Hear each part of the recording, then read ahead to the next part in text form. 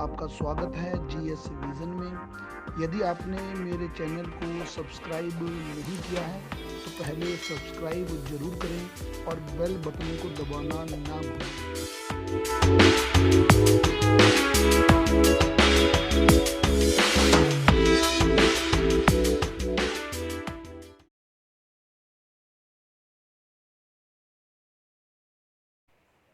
Hello दोस्तों, मैं हूं अरविंदर। मैं उम्मीद करता हूं आप सभी स्वस्थ होंगे। हम पढ़ रहे थे वर्ल्ड मैपिंग, और वर्ल्ड मैपिंग में हमने जो पहले पढ़ लिया है वो हमने नॉर्थ अमेरिका कॉन्टिनेंट पूरा कर लिया है, साउथ अमेरिका कॉन्टिनेंट पूरा हो चुका है। अब हम पढ़ेंगे अफ्रीका, इसके बाद पढ़ेंगे यूरोप, देन पढ़ेंगे एशिया, देन पढ़ेंगे ऑस्ट्रेलिया एंड ओशिनिया वाला पार्ट, और उसके बाद पढ़ेंगे हम अंटार्कटिका। तो आज हम पढ़ेंगे अफ्रीका कॉन्टिनेंट यानी कि अफ्रीका महाद्वीप। माना जाता है कि अफ्रीका का नाम जो अफ्रीका पड़ा है वो एक बारबक जनजाति फरीदी के नाम पे पड़ा है। यहाँ पर एक बारबक जनजाति थी फरीदी, उसी के नाम पर इसका नाम पड़ा है अफ्रीका। तो आज अफ्रीका के बारे में कुछ विशेष बातें बताऊंगा। अफ्रीका में आउटर फ्रेमिंग पढ़ेंगे, एंड नेक्स्ट लेक्चर में अफ्रीका का फिजिकल मैप पढ़ेंगे। फिर उसके बाद जो कुछ और मिसलिनियस बातें हैं उसको हम पढ़ेंगे। यानी कि अफ्रीका पर मिनिमम 3 वीडियोस हमारी आनी है। तो शुरुआत करते हैं अफ्रीका कॉन्टिनेंट पे। तो अफ्रीका कॉन्टिनेंट के बारे में कुछ विशेष बातों में अगर बात करें तो देखिए, सबसे पहली और बहुत महत्वपूर्ण बात यह है कि अफ्रीका महाद्वीप को जो है वो मरुस्थलों का महाद्वीप भी कहा जाता है। मरुस्थलों का महाद्वीप, a continent of the desserts.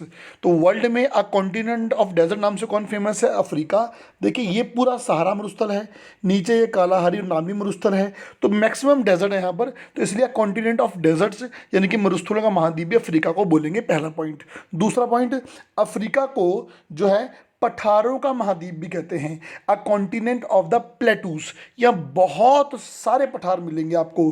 जैसे एग्जांपल के लिए एक बताऊं, अफ्रीकन प्लेटू है, यानी कि अफ्रीकन पठार जो सेंट्रल अफ्रीका है यहाँ पर, इसमें है, युगांडा में है, केन्या में है, तंजानिया में है, इस पूरे पार्ट में फैला हुआ है अफ्रीकन जो पठार है।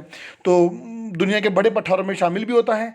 तो अनेक पठार हैं, प्लेटूस हैं अफ्रीका में, इसलिए इसे पठारों का महाद्वीप भी कहते हैं, यानी कि कॉन्टिनेंट ऑफ द प्लेटूस। तो मरुस्थलों का महाद्वीप अफ्रीका, पठारों का महाद्वीप अफ्रीका, और इसके बाद इसको अंधकार महाद्वीप भी कहते हैं, यानी कि डार्क कॉन्टिनेंट भी कहते हैं। अब अंधकार महाद्वीप क्यों कहते हैं ये मुझे आप सभी कमेंट बॉक्स में कमेंट करके बताइए, क्योंकि आप बचपन से पढ़ते आ रहे हैं कि अफ्रीका को अंधकार महाद्वीप बोलते हैं। तो आप मुझे बताएंगे कि इसे अंधकार महाद्वीप क्यों बोलते हैं। चौथा पॉइंट, अफ्रीका को भविष्य महाद्वीप भी कहते हैं, यानी कि फ्यूचर कॉन्टिनेंट भी कहते हैं। देखिए, भविष्य महाद्वीप कहने के पीछे अनेक कॉन्सेप्ट हैं, लेकिन जो सर्वाधिक मान्य कॉन्सेप्ट है वो ये है कि अफ्रीका में बहुत सारे रिसोर्सेस हैं, यानी कि खनिज संसाधन हैं। इन खनिज संसाधनों का सदुपयोग नहीं हो पा रहा है ना। क्यों नहीं हो पाता? जैसे एक एग्जांपल दूं मैं आपको, तो यहाँ पर एक नदी है कांगो, इस रीजन में, और कांगो की एक ट्रिब्यूटरी है कसई, एक नदी है कसई। कसई नदी की जो वैली है, दुनिया में सबसे बड़ा हीरे का भंडार है। वर्ल्ड लार्जेस्ट डायमंड स्टॉक जो है वो कसई रिवर वैली में है, कसई नदी। तो कसई नदी में बहुत बड़ा भंडार है, लेकिन आप हीरा वहां से निकाल नहीं सकते। क्यों नहीं निकाल सकते? क्योंकि वहां पर रोज शाम को 4 बजे इस रीजन में बारिश होती है। आपको याद होगा, तो मैंने आपको साउथ अमेरिका पिछले लेक्चर में दिखाया था, 4 PM रेनफॉल कहाँ था? अमेजन रिवर वैली में था। बिल्कुल वैसे यहाँ पर भी जो 4 PM रेनफॉल है वो इस वाले पार्ट में होता है। रोज शाम को 4 बजे बारिश होती है। भाई, अगर हम डायमंड निकालेंगे, हीरा निकालेंगे, तो उसके लिए हमें खाने खोदनी पड़ेंगी, और इतनी तेज बारिश होती है कि खानों में तो पानी भर जाएगा। तो मतलब रिसोर्सेज तो हैं, मिनरल्स हैं, लेकिन उनका यूटिलाइजेशन नहीं हो पा रहा, इसलिए उसको फ्यूचर कॉन्टिनेंट भी कहते हैं अफ्रीका को। इसके अलावा एक बात और ध्यान रखिए कि जो अफ्रीका महाद्वीप है, ये जनसंख्या और क्षेत्रफल की दृष्टि से दुनिया का दूसरा सबसे बड़ा महाद्वीप है। जनसंख्या की यानी कि पॉपुलेशन की दृष्टि से एशिया के बाद सबसे बड़ा है, और एरिया यानी कि एरिया, क्षेत्रफल आधार पर भी एशिया के बाद दूसरा सबसे बड़ा कॉन्टिनेंट जो है वो आपका अफ्रीका ही है। इसके अलावा अफ्रीका में अगर मैं आपसे बात करूं, और तो अफ्रीका जो कॉन्टिनेंट है, यहाँ पर ये दुनिया के लगभग लगभग 21% भूभाग पर है, 21% पार्ट पर है। और अफ्रीका में लगभग 54 देश हैं, 54। अगर आपसे सवाल पूछे कि दुनिया में सर्वाधिक देश कहाँ पर है, तो अफ्रीका में है। तो लगभग 21% पार्ट ऑफ द वर्ल्ड इसमें यहाँ पर है। और देश जो हैं वो कुल हैं लगभग 54, यानी कि 54 देश हैं। इसके बाद अफ्रीका महाद्वीप दुनिया का एकमात्र ऐसा महाद्वीप है, ओनली कॉन्टिनेंट, जो चारों गोलार्धों में पाया जाता है, which found in 4 hemisphere, in all 4 hemisphere, यानी कि चारों गोलार्धों में। कैसे, मैं इसको एक्सप्लेन करता हूँ। आप सभी को पता है कि जो बीचों बीच लाइन जा रही है इसे बोलते हैं अक्षांश। अक्षांश यानी कि लैटिट्यूड, जो बीचों बीच से है 0 डिग्री है। 0 डिग्री अक्षांश ने ग्लोब को 2 पार्ट में बांटा, ऊपर है नॉर्थ, नीचे है साउथ, यानी कि अफ्रीका नॉर्थ में पड़ता है और साउथ में पड़ता है। फिर यहीं से आता है 0 डिग्री देशांतर, लॉन्गिट्यूड, ये भी 0 डिग्री देशांतर है, ये भी यहीं से निकला। तो जो 0 डिग्री लॉन्गिट्यूड है देशांतर, इसने ग्लोब को 2 पार्ट में बांटा, इधर ईस्ट और इधर क्या होगा, वेस्ट। तो देखो, अगर अक्षांश की दृष्टि से देखूं मैं यूं इस तरीके से, यानी कि अगर मैं 0 डिग्री लैटिट्यूड देखूं तो अफ्रीका नॉर्थ में भी है और साउथ में भी है। अगर मैं देशांतर की दृष्टि से देखूं लॉन्गिट्यूड, तो अफ्रीका ईस्ट में भी और वेस्ट में भी है। तो दुनिया का एकमात्र कॉन्टिनेंट जो ईस्ट, वेस्ट, नॉर्थ, साउथ चारों गोलार्धों में पाया जाता है, अफ्रीका कॉन्टिनेंट है। Is it clear? दूसरी एक और बात, एकमात्र कॉन्टिनेंट जहां से 0 डिग्री अक्षांश भी जाता है और 0 डिग्री देशांतर भी जाता है, लॉन्गिट्यूड। आप देख लीजिए, 0 डिग्री अक्षांश यहां से जाएगा, ये गया साउथ अमेरिका से, अफ्रीका से और उसके बाद एशिया से। लेकिन 0 डिग्री देशांतर जो है वो यूरोप से आता है और अफ्रीका से जाता है। तो एकमात्र कॉन्टिनेंट जहां से 0 डिग्री अक्षांश और 0 डिग्री देशांतर दोनों जाते हैं, वो कॉन्टिनेंट है आपका अफ्रीका कॉन्टिनेंट। ये इसके बारे में कुछ खास बात थी। चारों गोलार्धों में अफ्रीका कॉन्टिनेंट पाया जाता है, इसलिए अफ्रीकन कॉन्टिनेंट बहुत बहुत फेमस है। इसके अलावा अफ्रीका के बारे में एक और महत्वपूर्ण बात कि देखिए, यहाँ पर डेड सी है एशिया में, और यहाँ पर मलावी झील है, मलावी लेक। तो डेड सी को मलावी से जोड़ दो, ये एक वैली बन गई, घाटी। इसको बोलते हैं African rift valley. African rift valley दुनिया की सबसे बड़ी रिफ्ट वैली है, दुनिया की सबसे बड़ी भ्रंश घाटी है rift valley, African rift valley. तो देखिए, ये जो पार्ट है ना, ये पार्ट मूव हो रहा है आगे की ओर। जैसे ये पार्ट मूव हो रहा है, इसकी मूवमेंट कम है, तो बीच में वैली बनती जा रही है, कि दरार पड़ती जा रही है, और इन दरार में पानी इकट्ठा होता जा रहा है। देखिए, बीच में लेक्स बन गई है। देखिए यहाँ पर लेक्स मैं आपको आगे चल के दिखाऊंगा, विक्टोरिया, टैंगानिका, है ना। तो यहाँ पर एक झील है मलावी, मलावी झील से लेकर डेड सागर झील तक ये पूरी जो वैली बन गई उसे बोलते हैं अफ्रीकन रिफ्ट वैली। दुनिया की सबसे बड़ी रिफ्ट वैली है अफ्रीकन रिफ्ट वैली। अफ्रीकन जो रिफ्ट वैली है, यहाँ पर अनेक लेक्स बन चुकी हैं छोटी छोटी, ये बीच में आपको दिख रही होंगी। यहाँ पर तो कई बार ऐसा होता है कि कई बार रात में सो रखे हैं और धरती फट गई, है ना, यानी कि ये प्लेट ज़्यादा मूवमेंट कर गई, तो बीच में क्या रहती है, दरार रहती है ये। तो यहाँ के लोग भी बहुत डरे हुए रहते हैं कि पता नहीं कि कब धरती फट जाए, और जब धरती फटती है तो बहुत गहराई तक फटती है, गांव के गांव उसमें पूर्णतः समा जाते हैं। फिर आगे चलकर उसी दरार में पानी भर जाता है, फिर उससे लेक्स बन जाती हैं। तो जितनी भी रिफ्ट वैली या भ्रंश घाटी से झीलें बनती हैं, वो सारी गहरी झीलें हैं, डीप लेक होती हैं। जैसे कि टैंगानिका, यहाँ पर एक लेक मिलेगी आपको टैंगानिका, दुनिया की दूसरी सबसे गहरी लेक है बेकाल लेक के बाद। अगर यूँ ऐसे चलता रहा तो एक दिन ये रिफ्ट वैली बहुत बड़ी हो जाएगी इस तरीके से, है ना। तो ये पूरा पार्ट अफ्रीका का इससे अलग हो जाएगा, और अफ्रीकन ये पार्ट मूवमेंट करके भारत की ओर बढ़ना शुरू हो जाएगा। तो ये बहुत लंबी प्रक्रिया में होगा, क्योंकि ये ज्योग्राफी घटनाएं हैं जो ये हजारों लाखों करोड़ों सालों में होती है। तो फिलहाल जैसा कि आपने देखा कि ये मूवमेंट तो कर रही है, इस समय मूवमेंट तो हो रही है इस तरीके से, यानी कि बीच में लेक्स आ गई हैं। तो अब अगर आगे की कंडीशन बनेगी तो आगे कंडीशन कुछ यूँ बन जाएगी, यानी कि बीच में पूरा पार्ट ये अलग हो जाएगा अफ्रीका से। तो ये वैली है अफ्रीकन रिफ्ट वैली। इसके बाद अगर हम अफ्रीका में साइड फ्रेमिंग की शुरुआत करें, तो सबसे पहले हम शुरुआत करेंगे यहाँ से। यहाँ पर गल्फ ऑफ गिनी है, गिनी की खाड़ी है, बहुत महत्वपूर्ण है गिनी की खाड़ी। यहाँ पर अटलांटिक ओशन है, यहाँ पर इंडियन ओशन है, और यहाँ पर मेडिटेरियन सी यानी कि भूमध्य सागर है। तो हमने जो घूमना है, हमने अटलांटिक से जाना है भूमध्य सागर ऐसे, और भूमध्य सागर से हमने फिर आना है इंडियन ओशन, और फिर वापस जाना है अटलांटिक ओशियन। इसे बोलते हैं साइड फ्रेमिंग। तो साइड फ्रेमिंग की अगर मैं बात करूं तो सबसे पहले यहाँ पर गिनी की खाड़ी, गल्फ ऑफ गिनी मिलती है। गिनी की खाड़ी अटलांटिक महासागर में है। गिनी की खाड़ी पर 0 डिग्री अक्षांश और 0 डिग्री देशांतर दोनों मिलते हैं। ध्यान रखिए, 0 डिग्री लैटिट्यूड, 0 डिग्री लॉन्गिट्यूड दोनों गिनी की खाड़ी में ही मिलते हैं, यानी कि गल्फ ऑफ गिनी में मिलते हैं। इसके बाद आप ऊपर बढ़ते रहिए, ये वाला पार्ट। जैसे आप यहाँ पहुंचे तो आपको यहाँ पर आना है, ये भूमध्य सागर है, मेडिटेरियन सी। अगर आपको अटलांटिक से भूमध्य सागर जाना है तो बीच में एक जलसंधि है, इस जलसंधि का नाम है जिब्राल्टर जलसंधि, यानी कि जिब्राल्टर स्ट्रेट, जिब्राल्टर जलसंधि। तो ये अटलांटिक ओशन है, ये मेडिटेरियन सी यानी कि भूमध्य सागर है। अगर आपको अटलांटिक से मेडिटेरियन सी आना है तो आपको पकड़नी पड़ेगी जलसंधि, इसका नाम है जिब्राल्टर स्ट्रेट। जिब्राल्टर स्ट्रेट के माध्यम से आप भूमध्य सागर पहुंचेंगे, यानी कि मेडिटेरियन सी। इसलिए भूमध्य सागर का प्रवेश द्वार यानी कि एंट्रेंस की of the Mediterranean sea Gibraltar strait को ही कहा जाता है। दूसरी एक और बात, आपको मैंने पढ़ाया भी था कि कोई भी जल संधि यानी कि जो स्ट्रेट होती है वो 2 वाटर पार्ट को जोड़ती है और 2 लैंड पार्ट को अलग करती है। तो 2 वाटर पार्ट को जोड़ती है यानी कि अटलांटिक को मेडिटेरियन से जोड़ रही है, 2 लैंड पार्ट अलग कर रही है। तो नीचे है मोरक्को, ऊपर है स्पेन और जिब्राल्टर देश है एक, इसको अलग करती है। तो मेनली स्पेन और मोरक्को को अलग करती है। तो यानी कि जोड़ेगी अटलांटिक को मेडिटेरियन से, अलग करेगी स्पेन को मोरक्को से। अब स्पेन कहाँ पड़ता है? यूरोप में। मोरक्को कहाँ पड़ता है? अफ्रीका में। तो यानी कि यूरोप को अफ्रीका से अलग करने वाली जो स्ट्रेट है वो कौन सी है? तो जिब्राल्टर यहाँ पर है, ये ऊपर, इसके ऊपर यूरोप है, ये अफ्रीका है। तो यूरोप को अफ्रीका से अलग करेगी कौन सी? Gibraltar strait. और अटलांटिक ओशन को मेडिटेरियन सी से जोड़ती है जिब्राल्टर स्ट्रेट। भूमध्य सागर का प्रवेश द्वार इसको हम कहते हैं। इसके बाद आगे बढ़ेंगे तो ये आप जिब्राल्टर पकड़े, यूं पहुंच गए मेडिटेरियन सी। अब मेडिटेरियन सी से अगर आपको इधर आना है, यहाँ पर रेड सी है, ये रेड सी है, ये इंडियन ओशन है। लेकिन बीच में यहाँ से आपको आना पड़ेगा, यहाँ पे एक नहर है स्वेज नहर, यानी कि स्वेज कैनाल। देखिए सबसे पहली बात यह है कि मैं स्वेज कैनाल आपको पूरा डिटेल में पढ़ाता हूँ। उससे पहले एक बात जान लीजिए कि अगर आपको मुंबई से लंदन जाना है तो एक देखिए डायग्राम लिया है मैंने, मुंबई से लंदन जाना है तो यहाँ से अगर आप स्वेज नहर से होकर जाएंगे तो यहाँ से आपको पड़ेगा लगभग यहाँ लिखा हुआ है कि 11,600 किलोमीटर है।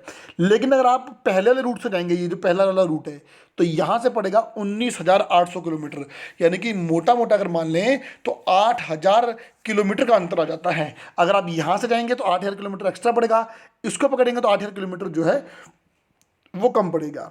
तो यहाँ से अगर आपको जाना है तो सबसे महत्वपूर्ण पार्ट जो है वो स्वेज नहर है, स्वेज कैनाल। दुनिया की दूसरी सबसे बिजी नहर है। सबसे बिजी नहर कौन सी है? मुझे कमेंट बॉक्स में कमेंट करके बताइए। दुनिया की दूसरी सबसे व्यस्तम बिजी कैनाल जो है वो स्वेज नहर है। मिस्र यानी कि इजिप्ट एक देश है, वहाँ पर आपको मिलती है स्वेज नहर। तो इसके एडवांटेज और डिसएडवांटेज दोनों बताता हूँ मैं आपको। अब स्वेज नहर के बारे में डिटेल में जानिए। तो ये भूमध्य सागर मेडिटेरियन सी है, नीचे रेड सी है, इसके नीचे इंडियन ओशन पड़ जाएगा। तो यहाँ से अगर आपको जाना है तो ये देश है इजिप्ट, तो यहाँ पर आपको एक नहर पकड़नी पड़ेगी, इसका नाम है स्वेज नहर यानी कि स्वेज कैनाल। तो स्वेज नहर 2 सागर, 2 सी को जोड़ती है। ऊपर है भूमध्य सागर, नीचे है लाल सागर। किस देश में है? तो ये है जी आपका इजिप्ट में, यानी इजिप्ट बोल तो मिस्र में पाई जाती है। स्वेज कैनाल की अगर बात करेंगे तो देखिए ये ऊपर भूमध्य सागर, नीचे लाल सागर। जो बहुत ही महत्वपूर्ण बात है स्वेज नहर के बारे में जानिए कि मिस्र देश में है, पहली बात।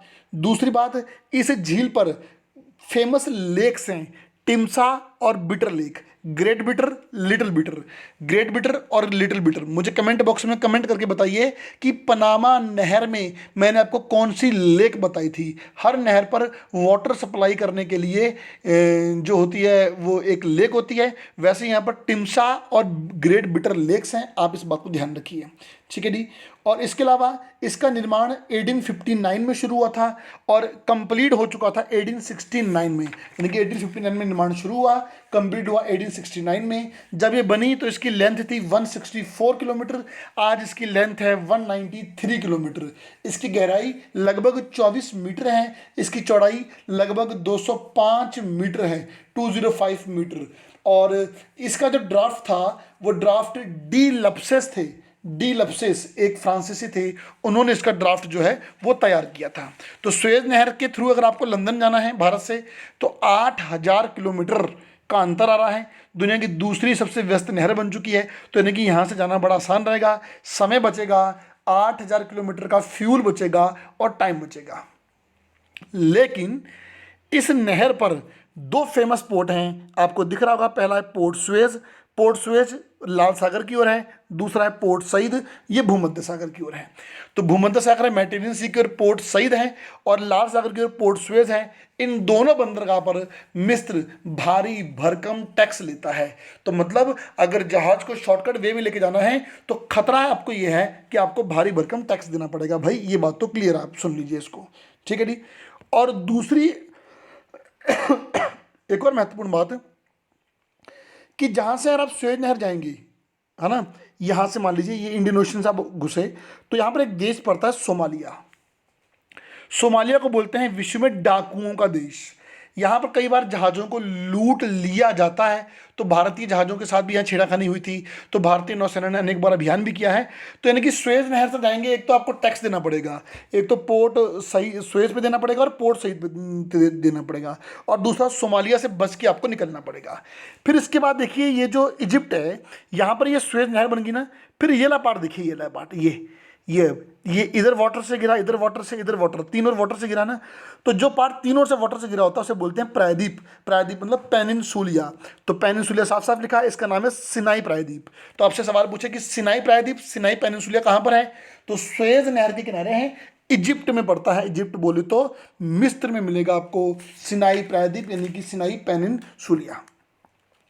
उसके बाद आप सुएज नहर पकड़ के आ गए हैं जी सीधा लाल सागर। बात ध्यान रखिए, लाल सागर नाम रहा लाल सागर रेड सी, इसका नाम जो रेड सी है वो ट्राइकोडसियम एरिथ्रायम, ट्राइकोडसियम एरिथ्रायम नामक एक एल्गी इसमें पाया जाता है। उस एल्गी के कारण इसका रंग लाल दिखाई देता है, ठीक है जी। इसके बाद आप आगे बढ़ेंगे तो गल्फ ऑफ अदन, अदन की खाड़ी, बहुत पूछा गया है कि अदन की खाड़ी किसका पार्ट है, तो इंडियन ओशन का पार्ट है। लेकिन अगर आपको लाल सागर से अदन की खाड़ी आना है तो एक बीच में जलसंधि पकड़नी पड़ेगी, बाब अल मंदेव। बाब अल मंदेव जलसंधि एक बहुत ही महत्वपूर्ण जलसंधि आपको मिल चुकी है, बाब अल मंदेव। बाब अल मंदेव जो जलसंधि है वो लाल सागर को इधर गल्फ ऑफ अदन, यानी कि गल्फ ऑफ अदन मतलब होती है इंडियन ओशियन से जोड़ती है, और इधर ये ऊपर क्या है आपका, इधर ये एशिया है, और नीचे क्या है अफ्रीका। एशिया को अफ्रीका से अलग करती है, तो यानी कि अफ्रीका को यूरोप से अलग कर रही थी जिब्राल्टर, उसी तरीके से अफ्रीका को एशिया से अलग करेगी बाब अल मंदेव स्ट्रेट। लाल सागर को अदन की खाड़ी से जोड़ेगी, और यहाँ पर एक देश मिलेगा आपको यमन, और इधर मिलेगा जिबूती। यमन और जिबूती को ये अलग करती है। इसके बाद आप आगे बढ़ेंगे तो अदन की खाड़ी यहाँ पर है, आप इंडियन ओशन में आ गए। इंडियन ओशन से आगे बढ़िए, यहाँ पर है ना, यहाँ पर बहुत सारे द्वीप मिलेंगे, सशेल द्वीप, लॉन्ग द्वीप वगैरह वगैरह, बहुत सारे द्वीप हैं, दार ए सलाम, जंजीबार। मैं इनको दिखाऊंगा आगे चलकर। ये सारे देश जो सारे आइलैंड हैं ये इलायची और लौंग के लिए फेमस हैं। उसके बाद आप इसको देखिए, ये है मेडागास्कर द्वीप, मेडागास्कर आइलैंड। मेडागास्कर द्वीप जो है वो इंडियन ओशियन का सबसे बड़ा द्वीप है। ध्यान रखिए, इंडियन ओशियन का सबसे बड़ा द्वीप मेडागास्कर है। तो अगर आपसे सवाल पूछे कि इंडियन ओशन में सबसे बड़ा आइलैंड कौन सा है तो मेडागास्कर, मुझे कमेंट बॉक्स में कमेंट करके बताइए कि पैसिफिक ओशियन का सबसे बड़ा आइलैंड कौन सा है। पैसिफिक ओशन का सबसे बड़ा आइलैंड कौन सा है? इंडियन ओशन का मेडागास्कर है, अफ्रीका का पार्ट है। यहाँ पर एक देश पड़ता है मोजाम्बिक, दोनों के बीच में है मोजाम्बिक चैनल, यानी कि मोजाम्बिक चैनल जो है वो मोजाम्बिक और मेडागास्कर को अलग करता है। या मैं ऐसा भी कह सकता हूँ कि मेडागास्कर को अफ्रीका की मुख्य भूमि से अलग करता है मोजाम्बिक चैनल। कुछ यहाँ पर है, ये इसकी सैटेलाइट इमेज है कि इस तरीके से इसको अलग करता है। इसके बाद हम पहुँच चुके हैं यहाँ पर नीचे मोजाम्बिक चैनल। फिर यहाँ पर आइए तो यहाँ पर आपको एक जगह मिलेगी केप ऑफ गुड होप। अपना मैप खोल के जरूर देखिए, Cape of Good Hope Hindi में बोलते हैं आशा अंतरीप। केप ऑफ गुड होप दुनिया के सबसे पुराने मार्गों में से एक है। इसी मार्ग से यूरोपियन भारत आए थे, यूरोपियन यहाँ से यूं आके भारत आए थे। ठीक है जी। तो अगर आपको भारत से जाना है यूरोप की ओर तो एक तो रास्ता पकड़ लीजिए सुएज नहर वाला, थोड़ा रिस्की है और कॉस्टली भी है। दूसरा रास्ता आज भी चलता है ये वाला, इसको बोलते हैं Cape of Good Hope route, क्योंकि यहाँ पर पड़ता है Cape of Good Hope. Cape of Good Hope जो है, केप ऑफ गुड होप पहुंचने वाला पहला यूरोपियन था बार्थोलेम्यू डियाज। बार्थोलेम्यू डियाज यहाँ पहुंचा था, उसी ने साउथ अफ्रीका देश की खोज की थी। इसके बाद आगे बढ़ जाइए, आगे बढ़ते बढ़ते हम पहुंच गए वापस गल्फ ऑफ गिनी, गिनी की खाड़ी। तो हमने पढ़ी फ्रेमिंग। फ्रेमिंग में हमने सबसे पहले देखा कि हमने शुरुआत कहाँ से की थी, गिनी की खाड़ी। उसके बाद जिब्राल्टर स्ट्रेट के माध्यम से भूमध्य सागर पहुंचे, सुएज नहर पकड़ के लाल सागर पहुंचे, और बाबर मंदेव जल संधि पकड़ के हम पहुंचे यहाँ पर अदन की खाड़ी। इधर हम पहुंचे इंडियन ओशियन। इंडियन ओशियन से मैंने आपको मोजाम्बिक चैनल दिखाया। मोजाम्बिक चैनल के बाद मैंने आपको दिखाया कि केप ऑफ गुड होप क्या है, और केप ऑफ गुड होप के बाद आप सीधा सीधा पहुंच गए वापस जो है गल्फ ऑफ गिनी, गिनी की खाड़ी। तो ये तो था अफ्रीका कॉन्टिनेंट पे पहला lecture, basic lecture, outer framing. तो मैं अगली बार पढ़ाऊंगा फिजिकल मैप, देश, इनकी राजधानियां खुद पढ़ेंगे आप लोग। जो देश किस लिए फेमस है या कोई प्लेस किस लिए फेमस है आपको मैं बताऊंगा, क्योंकि यूट्यूब लेक्चर पर देश राजधानियां पढ़ाना पॉसिबल नहीं है। आप सभी के पास एटलस मैप होगा, आप सभी वहीं से राजधानियां पढ़िए। अपना बहुत सारा ध्यान रखिए। Thank you very much.